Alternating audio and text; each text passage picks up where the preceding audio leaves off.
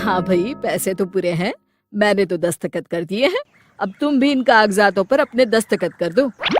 हाँ हीरा भाई, अभी कर देता हूँ। ये लो कैलाश, जमीन के कागजात। आज से मेरे खेत के मालिक तुम हुए।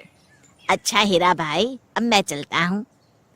फिर कैलाश जमीन के कागजात लेकर वहां से चला जाता है। तभी अंदर से हीरालाल की पत्नी वहां आती है और हीरालाल से कहती है, वाह जी वाह, आपने तो आज कमाल कर दिया। आखिरकार उस मनहूस जमीन से हमें छुटकारा मिल ही गया। हीरालाल मुस्कुराकर कहता है, तुम बिल्कुल सही कहती हो भाग्यवान। वो जमीन तो मेरी जान का जंजाल बन गई थी। अच्छा हुआ ये बेवकूफ कैलाश मुझे मिल गया और मैंने ये जमीन इसके पल्ले बांध दी। रात को खाना खाते समय कैलाश की पत्नी उससे पूछती है, क्यों जी, तुमने जो खेत खरीदे हैं वो कैसे हैं? वहाँ की जमीन कैसी है? अरे भाग्यवान, जमीन तो बहुत अच्छी है। मैं पूरे दावे से कहता हूँ, अगर उस पर सही तरीके से खेती की जाए तो वो सोना उगलेगी, सोना। भगवान करे आपकी बात सच निकले और हमारे बुरे दिन जल्द ही खत्म हो जाए। फिर अगले दिन कैलाश खेतों पर पहुंचता है। फिर शाम तक काम करने के बाद कैलाश अपना सारा सामान उसी पेड़ के नीचे छोड़कर अपने घर लौट जाता है।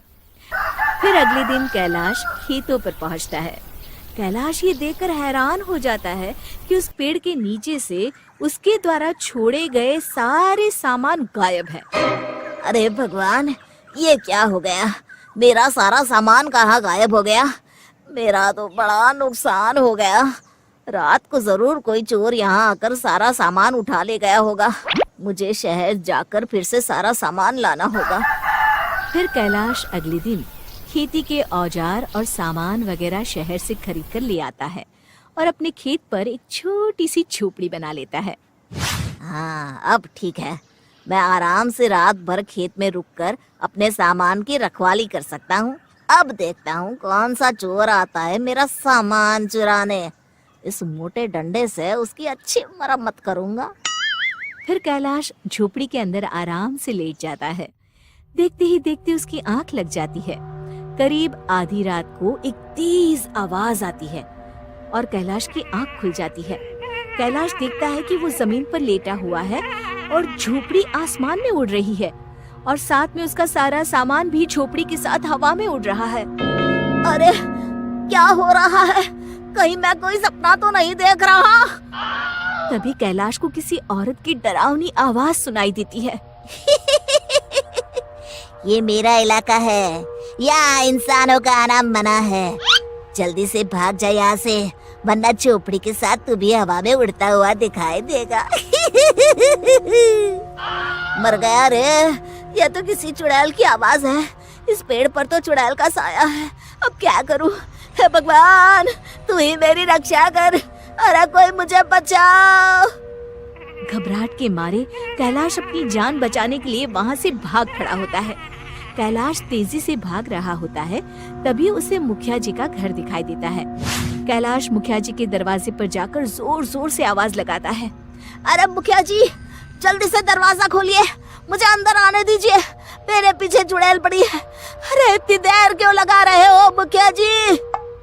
मुखिया जल्दी से दरवाजा खोल देते हैं और कैलाश को इस तरह घबराया हुआ देखकर उससे पूछते हैं, अरे कैलाश, तुम इतनी रात को यहाँ क्या कर रहे हो और तुम इतने घबराए हुए क्यों हो?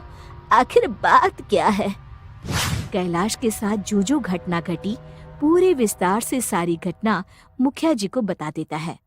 कैलाश की बात सुनकर मुखिया जी क्रोधित होकर कैलाश से कहते हैं, अरे बेवकूफ, किसने तुझसे कहा था वो जमीन खरीदने के लिए? हीरालाल तो एक नंबर का चालाक आदमी है। उसने अपनी बातों में फंसाकर वो जमीन तुझे बेच दी। बहुत साल पहले हमारे बाप दादा उस जमीन पर मुर्दे जलाया करते थे। तभी से उस जमीन पर चुड़ैल का साया है, इसलिए उस जमीन के आसपास कोई जाता भी नहीं। कैलाश आशा भरी नजरों से मुखिया जी को देखते हुए कहता है, आप जो उचित समझते हैं वो करिए, बस मेरे खेतों को उस चुड़ैल से मुक्ति दिलवाइए।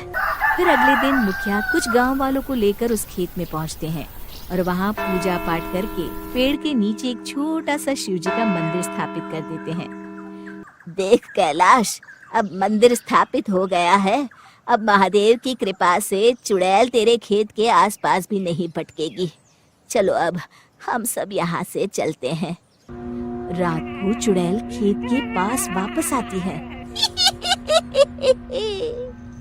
और जैसे ही चुड़ैल उस पेड़ के पास जाती है, अचानक उस पेड़ के आसपास एक तेज प्रकाश चमकने लगता है और चुड़ैल का शरीर जलने लगता है।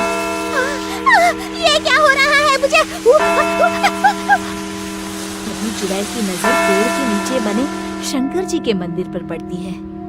ये तो शिव जी का मंदिर है। इनकी शक्ति के सामने मैं नहीं टिक सकती। अगर मैं ज्यादा देर यहाँ रुकी तो जलकर राख हो जाऊंगी। मुझे अपनी जान बचाकर यहाँ से भाग जाना चाहिए। इसी में मेरी भलाई है। इस तरह शंकर भगवान की शक्ति से डरकर वो चुड़ैल हमेशा के लिए वहां से भाग जाती है। शिक्षा, बुराई पर सदा अच्छाई की ही जीत होती है।